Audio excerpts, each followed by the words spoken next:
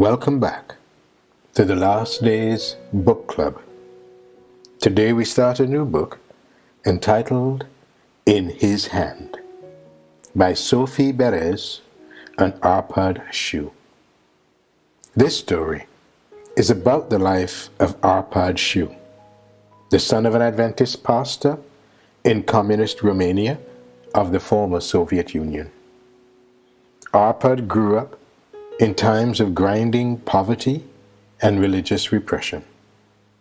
As a child, he was stricken with what the doctors said was a severe and incurable case of polio, as well as being hit and run over by a big truck. But his cheerful disposition and unshakable faith in God, even as a child, brought about miracles of healing. And as he grew, Arpad dedicated his life to the Lord, kept the Sabbath at great risk during his high school years, qualified for seminary school to become a pastor, and organized a highly sophisticated smuggling ring for religious literature, escaping capture multiple times and experiencing miracle after miracle. SWM's Last Days Book Club rejoices to share another true story of amazing faith under the most trying of circumstances, so that we, as listeners and reader, grow also in faith, particularly in these perilous times, when the coming of our Lord draweth nigh, and is even at the door. We begin today with chapter 1, entitled Dead End. For the 5th day, Arpad Shu paced his cage. Never in his 29 years had he felt this useless, this trapped. The unspoken verdict burned into his mind. They will take me back to Romania. That's 5 to 25 years for smuggling, and another 25 for escaping. No! The words of his wife, Ildiko, echoed in his mind. Are you sure this will work? She had asked, looking anxious before she boarded the airport bus. She had not wanted the fake Yugoslavian visa in the first place. Of course, don't worry, Arpad had soothed. I'll pick you up in Belgrade in a few hours. Then we'll find our way into Austria. Ildiko's face had questioned him. We will, he had insisted. Everything will be fine. He would meet up with his wife in Yugoslavia and smuggle her over the border into Austria. Request political asylum, then send for the boys. For the first time in their lives, they would be free. Why shouldn't he be confident? God had never let him down. Not until now, it seemed. Arpad was now under arrest in a foreign land, his wife imprisoned in another, and both his family and church members were abandoned as he faced becoming a prisoner for life. Prisoners of the communists, particularly smugglers, are not treated like welcome house guests unless a breakfast of brittle toast and lukewarm tea count. His stomach growled. In the Czechoslovakian prison cell that measured 12 feet by 8 feet, the walls sweated like a damp cellar. A bed made of a few splintered planks stood along the farthest cement wall, with a thin gray blanket and dank pillow rumpled on top. A stinking squat hole in the corner, and a push-button for water were the only facilities. Daylight fell through a barred window, small and out of reach above his head. Arpad studied the striped pattern for a while, his forehead wrinkled with worry. Where is God when I need him? Rubbing his hands over the stubble on his chin and his rough mustache, he covered his face, trying to shut out the mental pictures that wouldn't stop coming. He sat slouched on the bed and listened to the far-off grate of a cell door as it opened and closed, then the tramp of heavy boots fading away. Though it was 1984, the jail seemed disconnected from time, like a clock with frozen hands. He watched a black spider crawl toward the window. Arpad stood, restless, his legs aching from inactivity, and began to tread the well-worn floor. Why is this happening? He stared out of the cell bars of the door at the paint peeling outside his cell. Is this what God has in mind? The events of his capture replayed through his thoughts. Romania, prison, 50 years? His mind grappled with the concept. Then the faces of his two little boys shot through his memory. Thank God they were safe with his wife's parents. Ildiko's anxious face tormented him. Everything will be fine. The words mocked him. There were a steady throb, a scraping of nails over a slate, a nausea. I was so close to freedom. How could I have been so irresponsible? Not only have I ruined my life, but the lives of my family and my church members. I was trying to serve you, God. How could you lead me through such powerful ways, only to have me at a dead end here? Where did you go? There was little hope now that he was caught. But this fact still didn't seem real to Arpad. Maybe the Lord would have mercy. It was a thin belief, frayed with knowledge of what always happened in communist countries. He remembered the Bible story of the Apostle Peter, who was miraculously set free by an angel while the guards slept.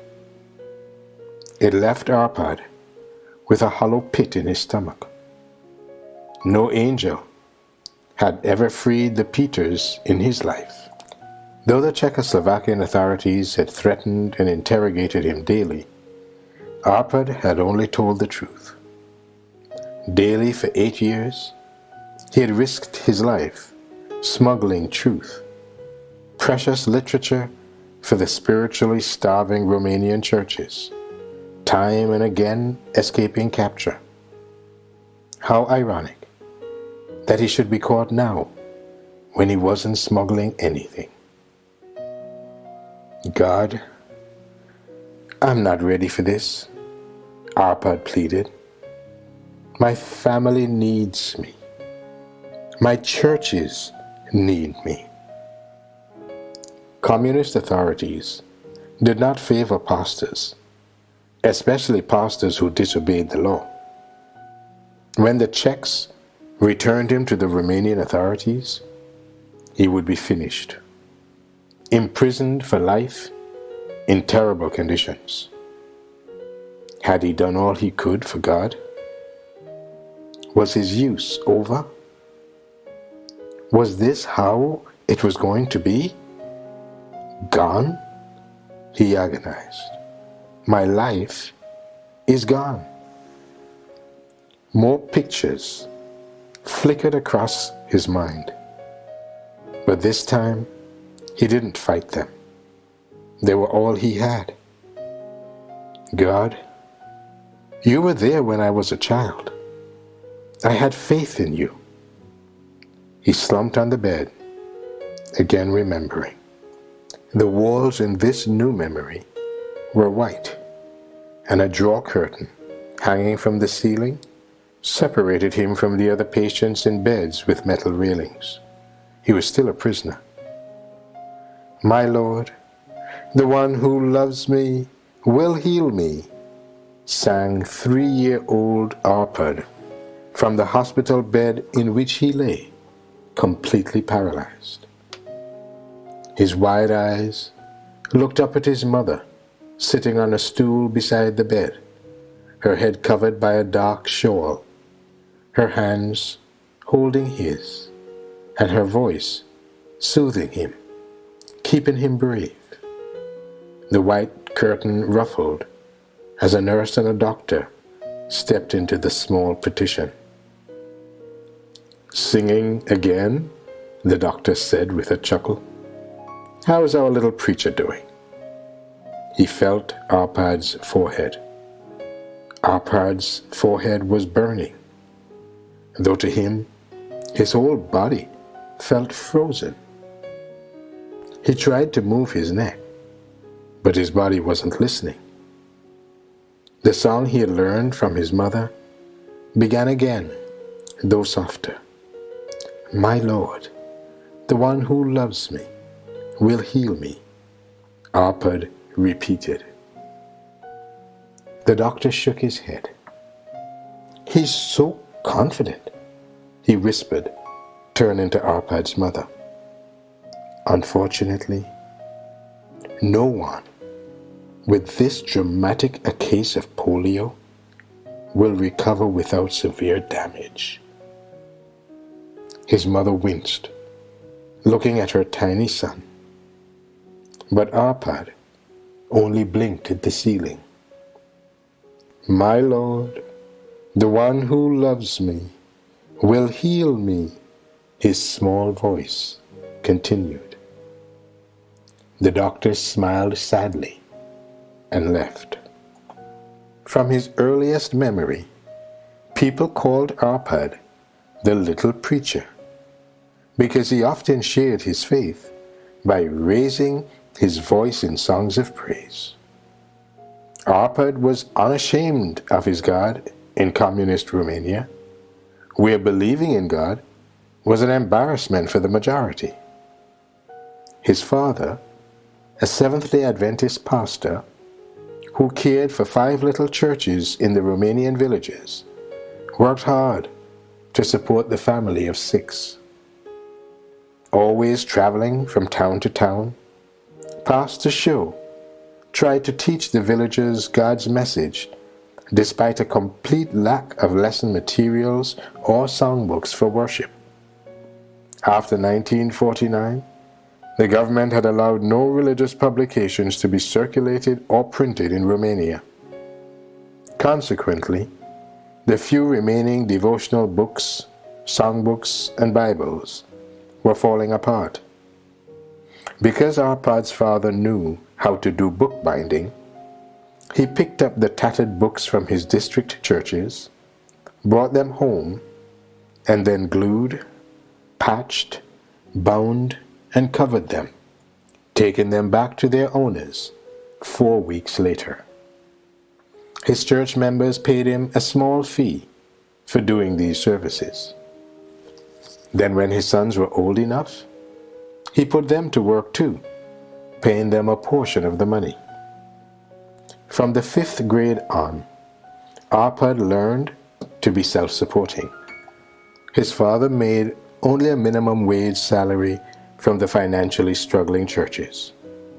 It was possible to support his family only because of his bookbinding, supplemented with food donations from his church members. Because the Romanian government forced most of the villagers to be farmers, many of his church members, like the Israelites in the Old Testament, brought their first crops to the church for the support of their beloved pastor. Green and brown fields checkered the rolling hills and valleys throughout northern Transylvania, where Arpad's family lived. Dusty blue skies washed across isolated farms, contrasting with the white grazing sheep before thinning into the high Carpathian mountain range. 15 miles away from these peaks, the village of St. George proceeded at a slower pace than the growing industrial cities of the nation. In the central plaza, children played in the fountains, and old men dozed on benches. Before World War II, this land belonged to Hungary, but in that war, the boundary line was moved, and Romania took over, making the Hungarians alien in their own country. The Shus were as Hungarian as the little town in which they lived. They ate soup with every meal, along with fresh chopped onions, sour cream, and bread. Arpad, Istvan, Marta, and Gabriela lived with their parents in a tiny two-story apartment looking across a narrow street at identical apartments. Their family was among the poorest of the poor, so Arpad's mother became an expert at sewing patches on clothes. She wove the stitches so well that the squares blocking the holes didn't show.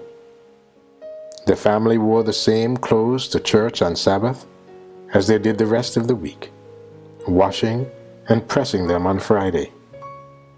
When Arpad and his brother and sisters outgrew their shoes, his mother cut the nose out of the shoes so they could wear them longer. When the heels wore down, they were taken to the shoemaker and patched. The Shu family discarded nothing.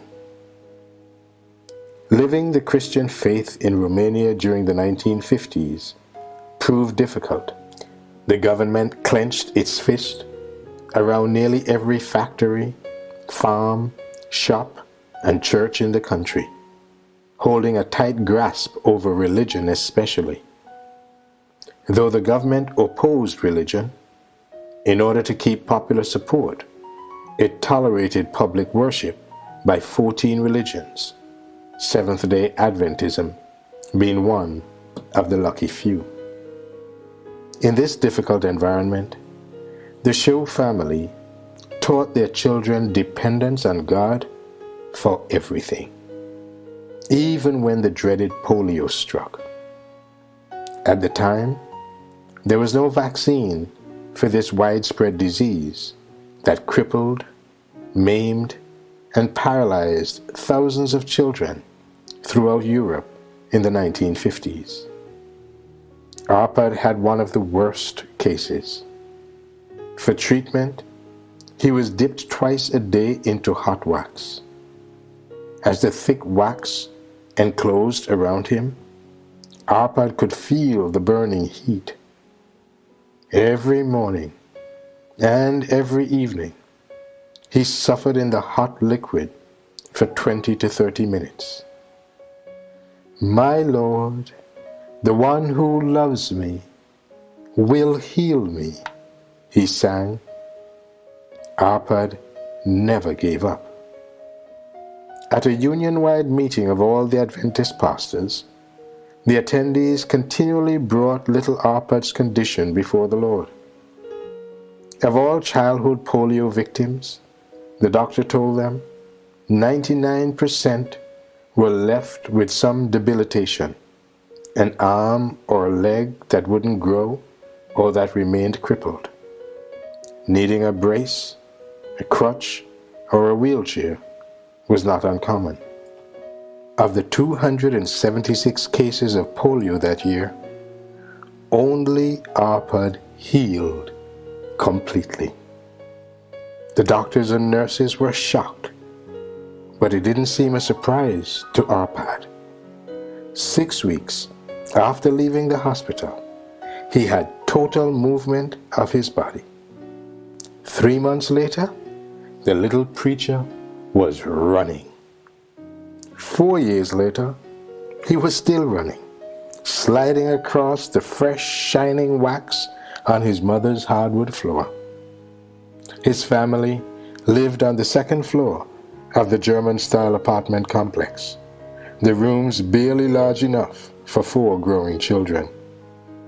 The lower apartment served as the church, where Arpad's father preached. In the middle of the complex was an inside courtyard, blocked off from the street by 2 iron gates 10 feet wide and 14 feet tall, connecting 2 apartment buildings. In between the gate and the courtyard ran an arching tunnel 40 feet long, the tunnel floor gently sloping from the higher courtyard down to the busy street outside. The street in front served as a major thoroughfare for town traffic headed to the railroad station. The inside courtyard was a perfect playground for the kids. One afternoon, Arpad, his brother and sisters, and his neighborhood friends were playing cat and mouse, a favorite game. "Tag, you're it! You better run!"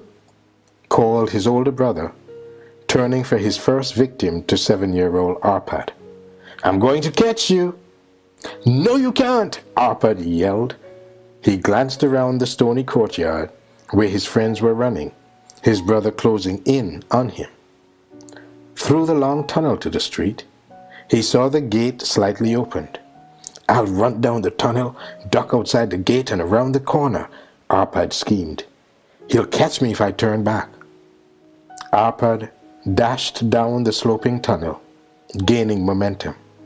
He pushed through the gate and flew onto the short sidewalk. Trying to turn, his foot caught on a crack in the sidewalk. Stumbling, his body hurtled him out into the middle of the street. Too far. Too late. His mother, shaking a rug out from their apartment balcony above the tunnel, saw the 10-wheeler dump truck plow toward her son. It hit him with its metal bumper, knocking him flat on the pavement and rolling over him. She didn't have time to scream. The end of Chapter 1. Chapter 2, The Interrogation. "Arpad!" his mother shrieked, almost leaping from the balcony. Passers-by ran to the small body lying sprawled in the middle of the street. The children stopped short, breathlessly emerging from the tunnel behind him. His sister screamed. The dump truck screeched to a stop 40 feet past the boy. The driver jumped out, his face contorted and green with horror. A crowd began to gather. Arpad had felt a blow, heard the screams, and saw strangers running toward him. Scared by the excitement, he lay still. What had just happened? He wondered. Strong arms lifted him from the pavement. His mother, weeping, ran out of the front door, almost throwing herself on him. "I'm okay! I'm okay!" Arpad wiggled out of the stranger's arms, brushing himself off. His mother reached for him, searching from head to toe for injuries, crying and scolding Arpad all the while. "I'm really okay," he reassured her. The crowd stared, unbelieving. "Did you see the size of that truck?" a voice murmured. "Did you see how fast it hit him?" another echoed. There wasn't a scratch. In the jail cell, Arpad stared at his hands. "You obviously had something in mind for these, God," he mused. "You saved me for special work. But are you finished with me now?" Bang! The lock rattled, and the iron door scraped open. A check guard in khaki uniform stepped in, an almost welcome relief. "Come," the guard grunted in the Czech language while motioning Arpad out of the cell. "It's the examining room today, is it?" Arpad replied. "At least I can get out of my cell." The guard couldn't understand Arpad's Romanian, but he whacked Arpad hard on the legs with his heavy club. Arpad counted the steps to where he was going, where he had gone twice a day every day for the past 4 miserable days, where it seemed he would go for the remaining unbearable days of his life until they got the answers they wanted. He knew the questions he would have to answer, always the same. "They're so sure they're going to crack me," he thought. They walked down the corridor and turned to the right. Turning right again, they stepped into a small room divided on one end with heavy glass separating it from a hidden space behind. Because the communist had designed the room for intimidation, a bright spotlight shone from a top corner of the far wall, hitting the metal chair where Arpad was motioned to sit. Before the light blinded him, he could see seated to his left the interrogating officer, who thumped his fingers impatiently on the hard surface. His lips curled off his teeth into a disgusted scowl, a permanent fixture. To Arpad's immediate right sat the interpreter, Major Cardos. This officer always spoke in Hungarian, translating the angry Czech's questions. Arpad thought he saw a hint of sympathy in this man's eyes, but under the nightmare of his current world, Arpad couldn't be sure. He glimpsed another man in civilian clothes, sitting at the end of the table. But then the light hit Arpad straight in the eyes, blinding him to all but what his ears heard and the body odor he smelled. "You're ready to tell the truth now?" the interrogating officer said, his black club lying inches from his hands. "It's time to stop this nonsense. You're going to tell us who you were trying to smuggle out of Czechoslovakia." His voice was confident and reasoning. "You were found crossing our border with an empty compartment in the back of your van, obviously designed for smuggling. Clearly, you had someone in mind when you tried to cross our border. Who was it?" He paused, his eyes narrowing. "No one," Arpad answered. "Who was it?" the officer yelled, his teeth snapping. "Was it someone you're trying to smuggle into the West?" "I'm telling you the truth," Arpad said. "You filthy liar! You're wasting our time. You will tell us." He thrust his club violently into Arpad's ribs, and his voice lowered. "Or you'll be very sorry." He paused, his eyes boring into his prisoner. Arpad knew the questions by heart, but still he must keep on his toes.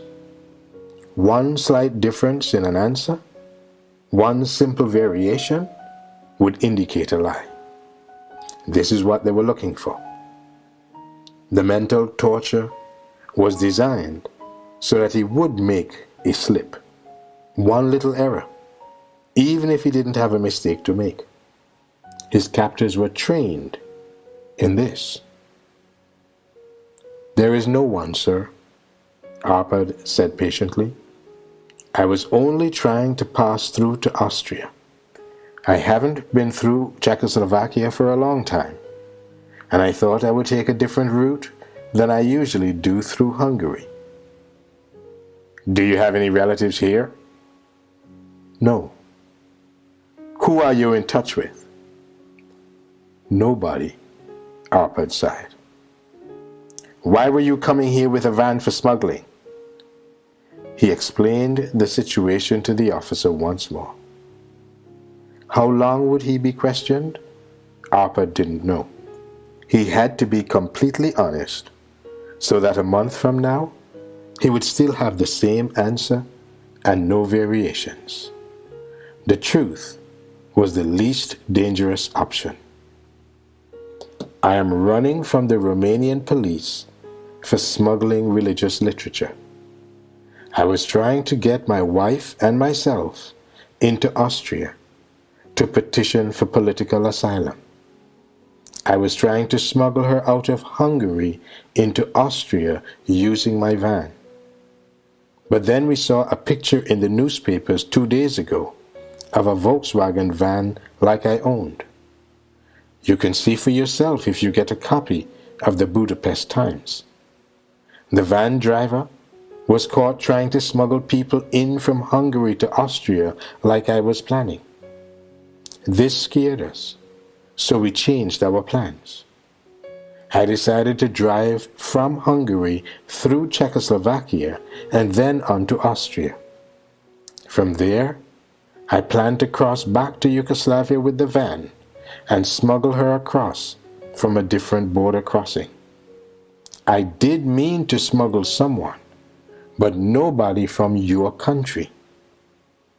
The officer, with white-knuckled fists, again struck his club into Arpad's ribs, which were feeling rather bruised.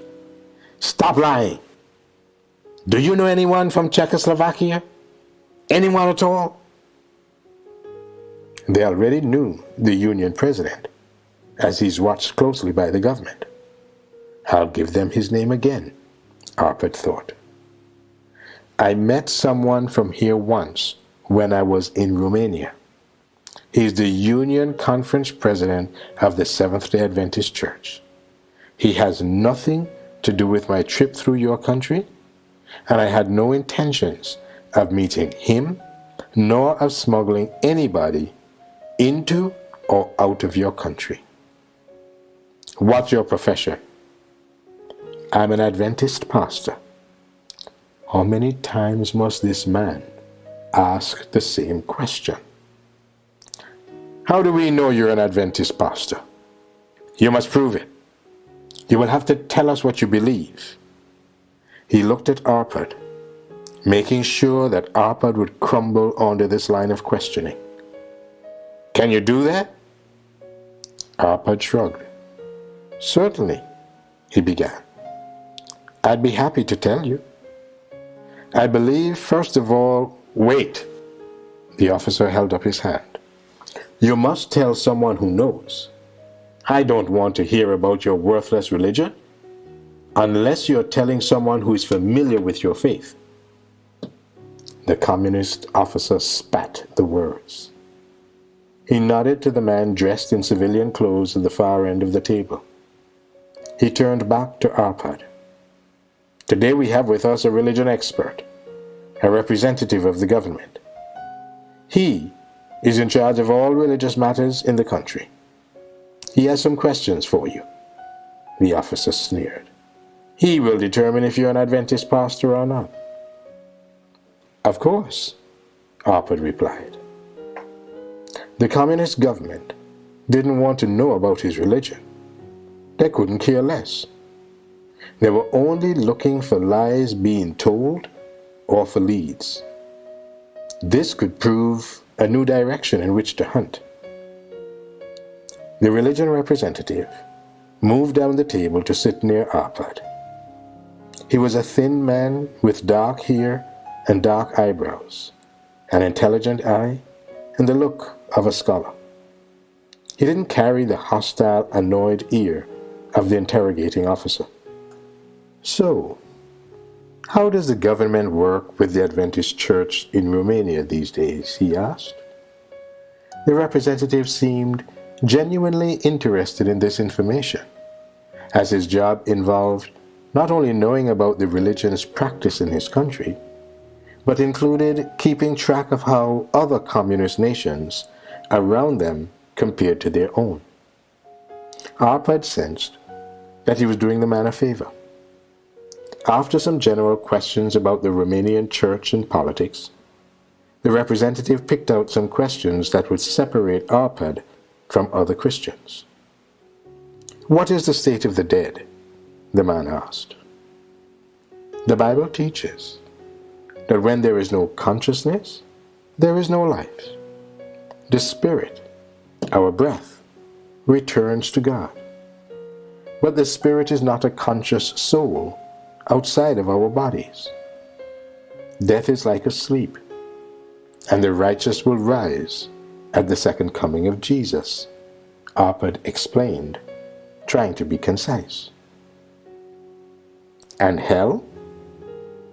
The wicked will be raised in the judgment and consumed with fire, purging the earth of sin. With careful study, we understand that there is no everlasting hell. No man can quench it, but there will be an end. God will wipe all tears from our eyes." The representative wrote something on his clipboard. "Are you a vegetarian?" he asked. "Yes. It is one small part of living a healthier lifestyle. Not all Adventists are vegetarian, but most are known for not eating pork." "Why don't you eat pork?" the man asked. "It's a health issue," Arpad said.